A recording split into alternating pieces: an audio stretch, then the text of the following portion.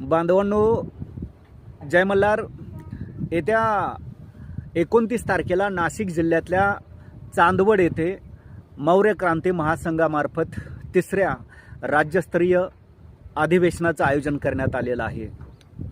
मौर्य क्रांती महासंघाचे संस्थापक तथा आपल्या समाजाचे ज्येष्ठ नेते आणि आमच्यासारख्या कार्यकर्त्यांचे मार्गदर्शक माननीय श्री बलभीम माथेले सर आणि त्यांच्या सर्व सहकार्यांनी मिळून या अधिवेशनाचं आयोजन केलेलं आहे.